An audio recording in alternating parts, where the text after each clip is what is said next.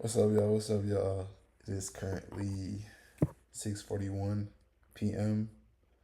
Um, on Wednesday, and we're back with another reading video.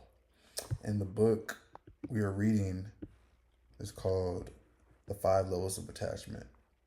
And with this book, I've been reading this. I've been reading so far, kind of um, for the for a few chapters. So I'm at chapter 10. And the book's called The Five Levels of Attachment by Don Miguel Ruiz, and he's the guy who made the Four Agreements. But I love that book so much. Probably one of Four Agreements is like top three for sure within my favorite books. But yeah, no, this is a book that I've been reading these past few months, and I tried to post a video before of like the four other chapters I read before this one that we're about to read, but um, they got corrupted. But anyways, it's all good. It's all good though. But yeah, no, I'm just gonna start it off. Chapter 10, the biggest demon. My father has always pushed me to question my knowledge, challenge my attachments, and discover new ways of understanding. And so, during my training, he would often present me with puzzles. One day he asked, I thought for a moment. Oh no, one day he asked, Miguel, do you know what the biggest demon in the world is? I thought for a moment, then shook my head no. It's love, he replied, with a slight smile playing on his lips. How can love be the biggest demon in the world? I responded doubtfully, feeling my emotional reaction coursing through my body. Its epicenter somewhere around my belly. I felt the irritation of a child who knows his father is about to burst another one of his favorite bubbles. Solve the puzzle, and you will find out, he said. I looked at my father, the man who had written the book, The Mastery of Love and Disbelief. Love doesn't Love can't be the biggest demon in the world, I practically shouted. We are all love. We all share love. Love us all we are. To this, he simply replied, Miguel, figure it out. And he walked away. I thought about this, but it made absolutely no sense to me. We are all love. We are born into love. How could he even say that love is a demon, and allegedly the biggest demon of all? And if I am love, how can I be the biggest demon in the world? The puzzle sat the puzzle sat unsolved in my mind for quite some time. Then came my moment of clarity, the kind that arrives out of the blue and sets you on the path that guides you through the rest of your life. It arrived while I was watching the San Diego Chargers play against the Raiders, two football teams that share a big rivalry. I'm well aware of my level of attachment to the Chargers. When I watch them play, I make a conscious choice to engage in the game, and I quickly go to a level 3 attachment. Sometimes sometimes I even go to a level 4. This is probably why my epiphany came during a football game. Also, for those who don't know, he's talks about in the book different levels of attachment. So there's 1 through 5. One meaning you can be attached. You can do something or interact. Let's say you're going to a basketball game. You can interact with a basketball game and have a good time and leave the game not feeling sad or disappointed or attached to whoever lost. Or and then level 5 is the opposite, where you went to the game and you were extremely attached to the team, that you really had a hope that your team wins, and if your team doesn't win, you feel like you lost along with the team, like you felt somewhat a part of the loss. So there's 5 levels. There's five levels. So 1 through 5, they're all different stages, but I thought I'd just break that down real quick. But anyways, this is probably why my epiphany came during a football game. In the first quarter of this particular game, the television suddenly went silent. Something was wrong with the television or the transmission, and the game had no sound at all. I couldn't hear what was going on. Sensing an opportunity, I decided to assign myself an exercise. I challenged myself to watch the game as if I had never watched football before. My goal was to unlearn or let go of what I knew about football and simply enjoy the scene in front of me. I wanted to detach from all my preconceptions.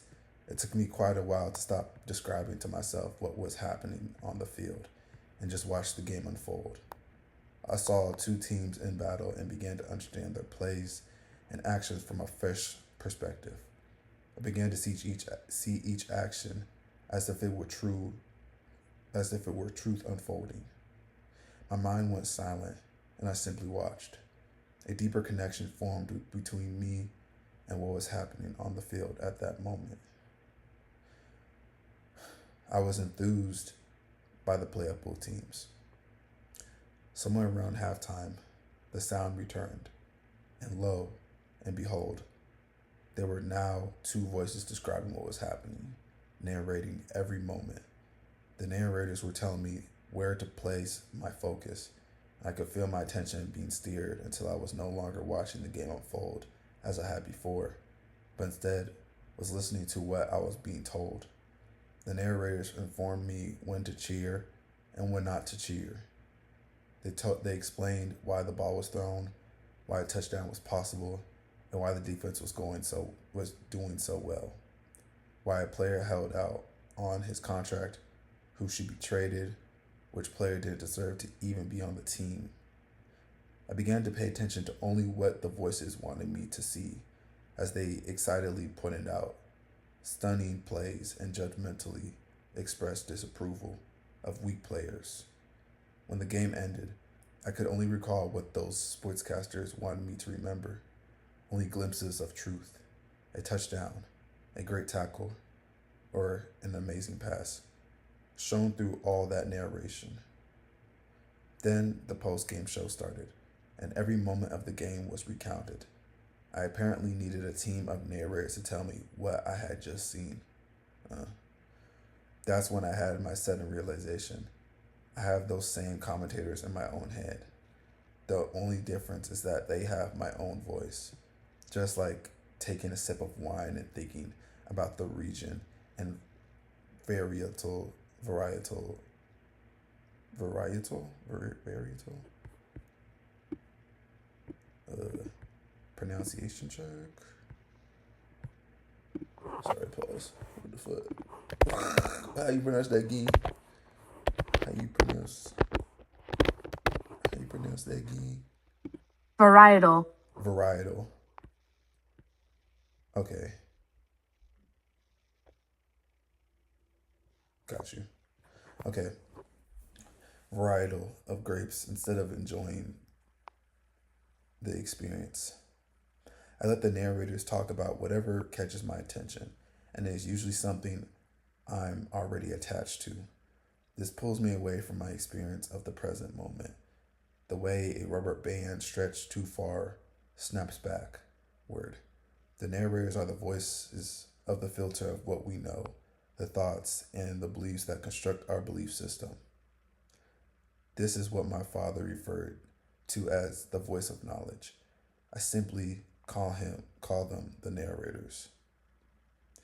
In the Toltec tradition, there is a symbol we use to describe all the chatter in our mind, the Minato, which means 1,000 voices all talking at the same time.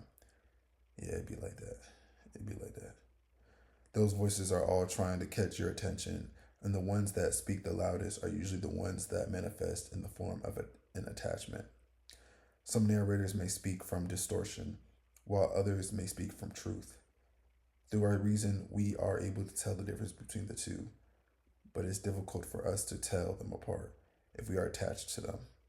Depending on which narrators we are attracted to, we will perceive the world through their narration.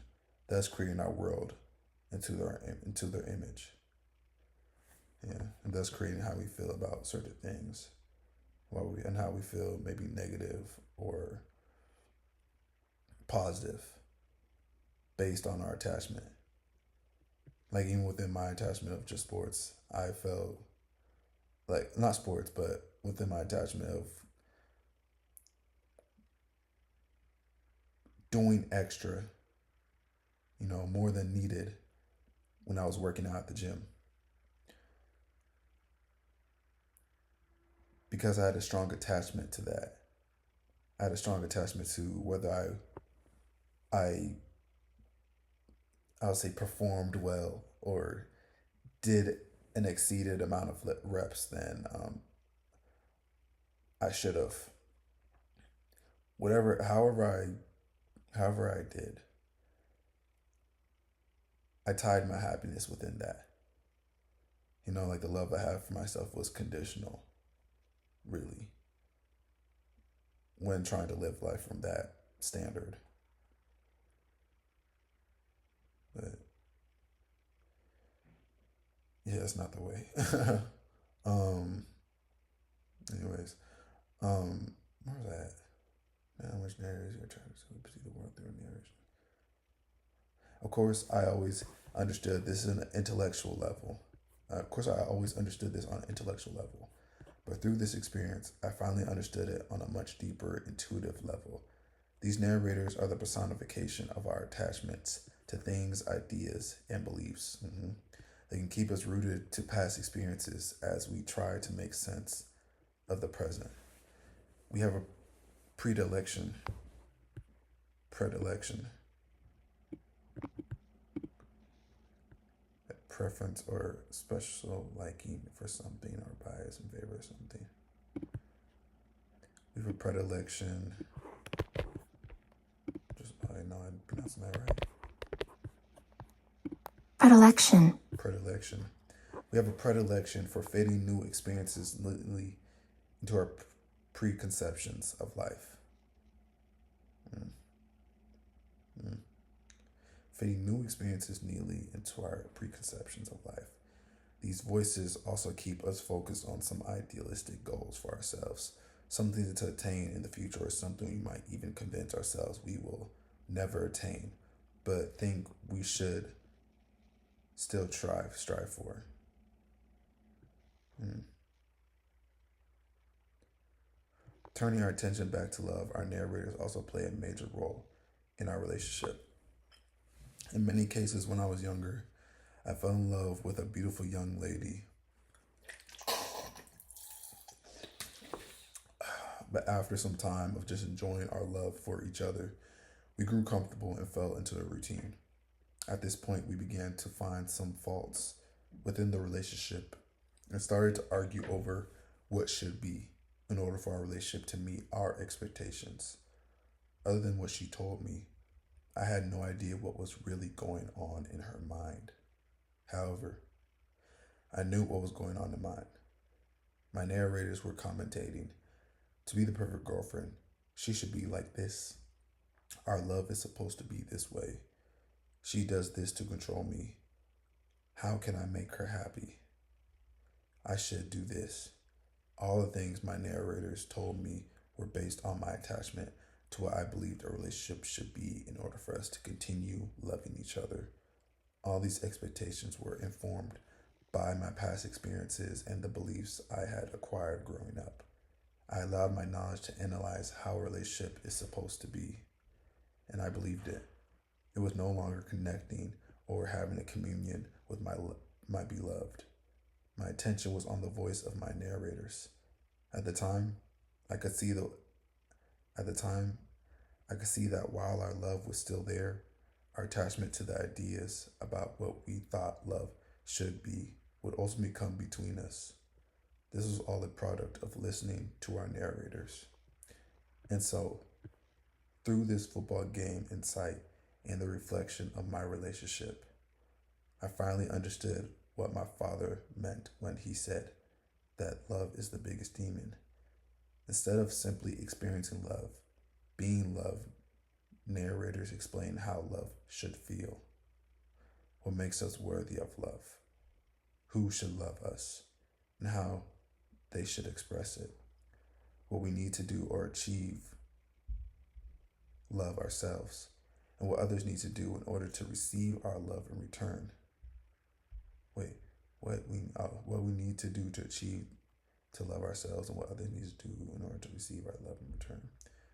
We begin to believe in the narrator's analysis of what should be and become attached to the belief. We begin to impose it on ourselves and others, thus creating a distorted reflection of love. Narrators convince us that if we achieve an imagined perfection, we will be so full of love that life will be smooth going from then on.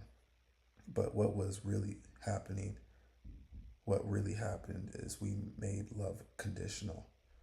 And if we continue to follow the guidance of our narrators, we will go from childhood to young adult and be unattached to that idea that we need to find a living personification of what true love is.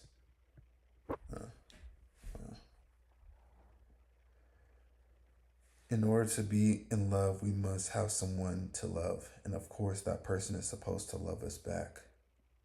We get really hung up on this part, forming our idea of love through positive and negative reinforcement, much the way we do as children, always seeking our parents' approval, yearning for their acceptance and shrinking from their disapproval. This kind of love has so many conditions attached that suffering is inevitable. And in this way, love becomes the biggest demon of all.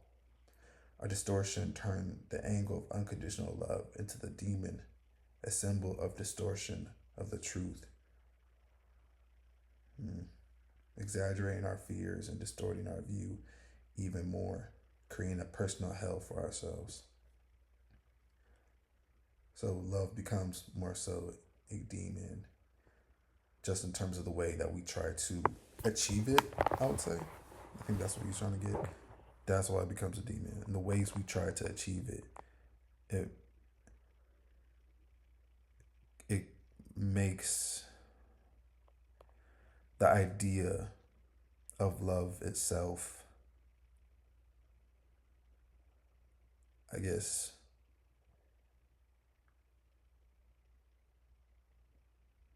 costly. I think it costs you to lose somewhat of yourself in a way.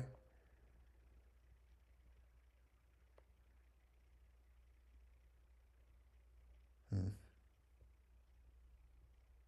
Yeah, that's what I was trying to say. You can lose yourself within trying to search for love within everything externally. Search for love from somebody else and search for love for yourself. You can lose yourself within that.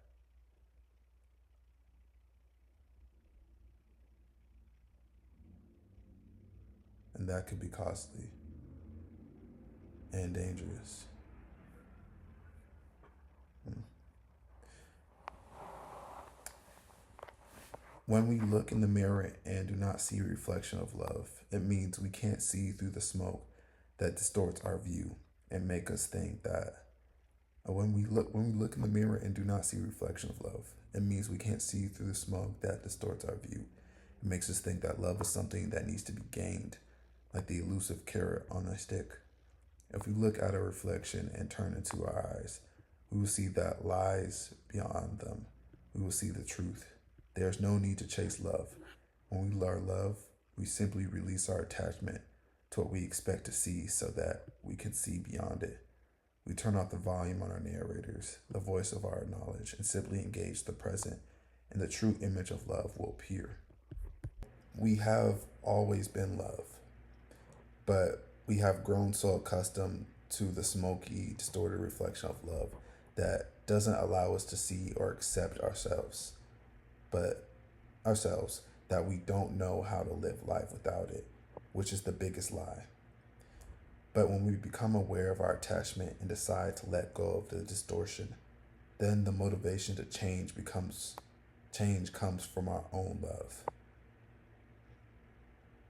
And it gives us a whole new perspective on life. Calm down. Okay. This genuine motivation is the subject of the next section. When we let go of our attachment to our narrators, specifically their judgments and criticisms, and accept ourselves as we are, conditional love will no longer be the motivator that compels us to change. For example, if I look in the mirror and say, "Hey, Miguel, you are out of shape," no one will take you seriously if you look like that. You need to lose some weight. I am being motivated by the distorted opinions of my narrators. But when I look in the mirror and say, "Hey, Miguel, you are perfect. You are the perfect you in this moment, and I accept you completely. But I see that you want to lose a few pounds in order to be more healthy." Then I am being motivated to make changes by the desire to care for myself, which comes from self-love. Going on a diet is not a condition by which I accept myself. Rather, I recognize the truth of my unhealthy state, and I decide to make a change, not because conditional love has forced my hand, but because I love and accept myself. Taking steps to improve our health, change careers, or really do anything that will transform our lives is often an emotional process. The fear of failure or of not obtaining the goal we set out to achieve often keeps us from taking action and actually perpetuates what we do not want. In an episode of Frasier, a popular American TV show in the 1990s, Frasier is battling his past and has a hallucination of all his former love interests. He comes to a conclusion that illustrates my point very well, saying, "I am alone because I am afraid to be alone." I'm alone because I am afraid to be alone. He doesn't take a chance on love because he fears he will fail and then have to feel the discomfort of rejection. Fortunately, he realizes that the only way forward is to let go of the wounds that are holding him back. Believing that we need to avoid rejection at all costs is a very common belief. For instance, if someone says to you, "I'm not attracted to you," you have a choice about what to do with the knowledge. You can accept the truth without the narrator and realize that it has nothing to do with you and has everything to do with that person and his or her particular taste. The news is still hard to hear, but it's simple and it ends there. The other choice, and unfortunately this is a more common reaction, is to take that person's taste preference and use it against yourself to reinforce some negative belief you have. That person is not attracted to me because I am overweight, I am too short, etc. In this way, you end up using someone else's taste preference to convince yourself that you are not deserving of your own love or acceptance. The motivation to make improvements suddenly become conditional. If I lose a few pounds, maybe she will like me or like me better, or maybe someone even better will be attracted to me. Either way, you are making a choice. You can choose to let your self acceptance be subjugated by other person's tastes or opinion, or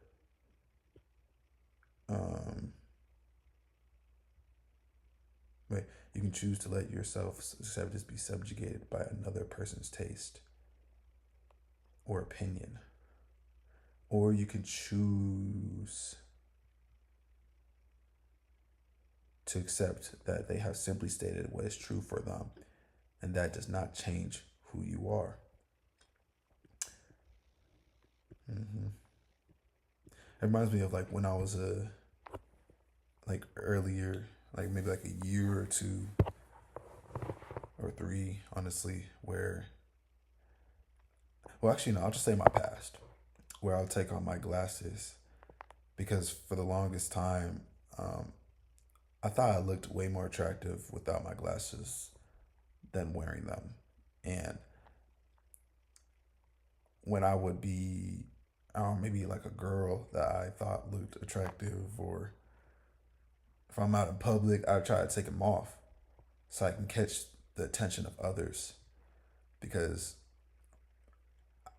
I felt like I wasn't getting the attention that I desired, the looks that I desired when wearing glasses.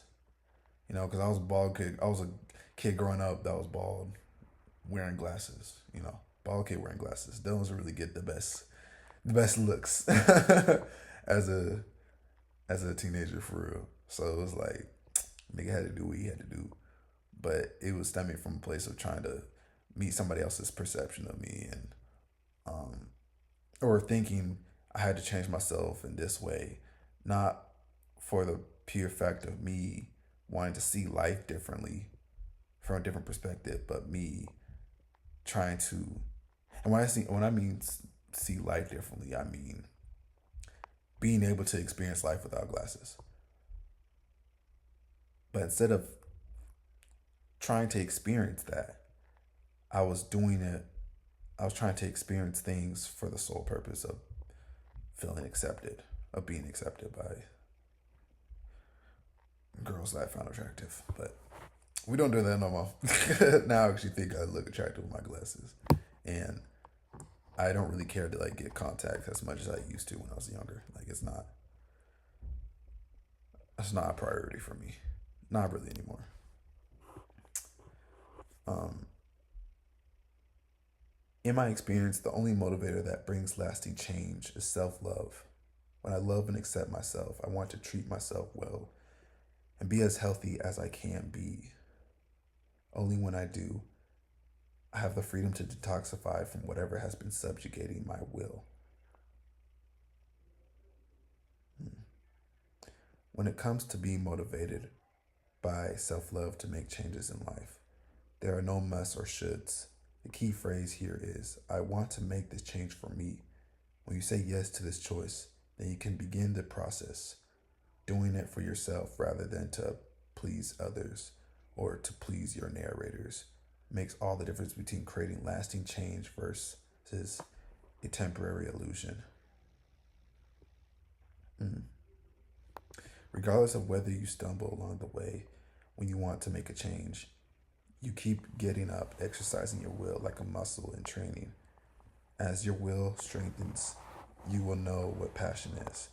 Passion is the expression of love, your authentic self, in the form of your intention. A goal, an end result, is simply a focal point that allows us to conduct our intention in the direction, enjoying the whole process that brings us to that point because we are living through it. Wait, a goal, an end result, is simply a focal point that allows us to conduct our intention in that direction, enjoying the whole process that brings us to that point because we are living through it. Right. Authentic love is the greatest motivator for letting go of your attachments, which conditional love only strengthens our attachments.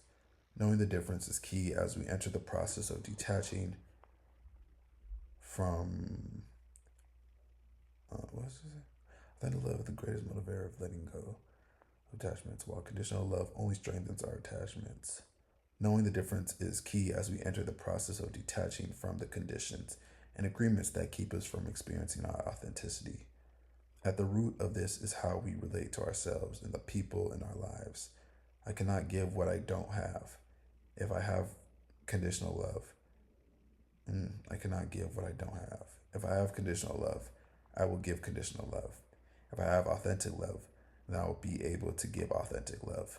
The best way to let go of illusion is choosing to accept the truth as it is, presented to us just as it is. As it has been said, the truth will set you free. Facts.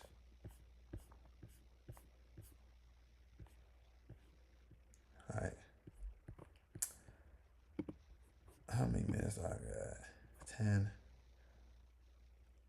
I'll say that's it for today. Move to chapter 11 next time. But yeah, love y'all. I appreciate y'all. Thank you for tuning in if you did. And yeah, tap in for sure to one more of Don Miguel's books. I love his books. It's shit top tier. This shit's top tier.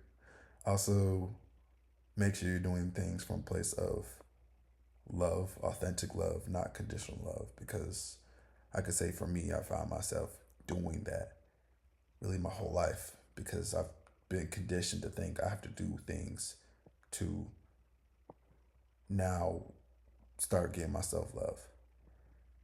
I have to achieve all these certain accolades or well, accolades, but I have to always prove to myself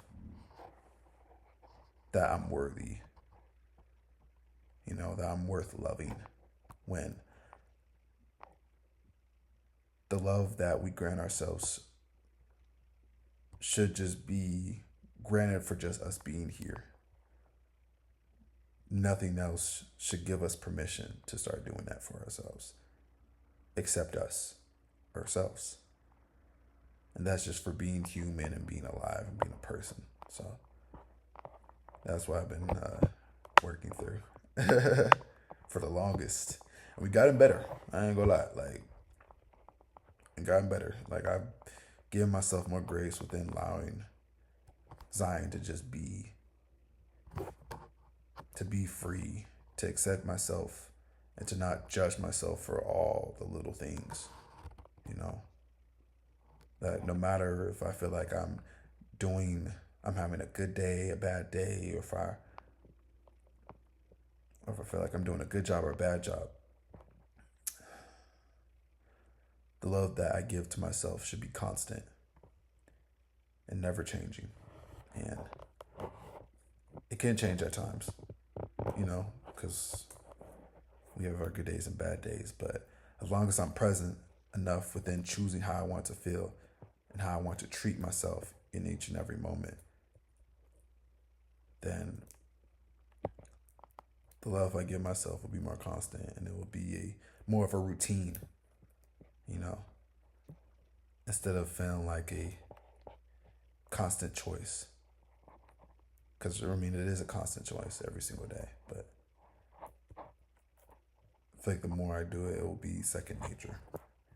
Instead of, oh, I got to think about it. Then, okay, let me actively be present enough to choose this choice. You know what I mean?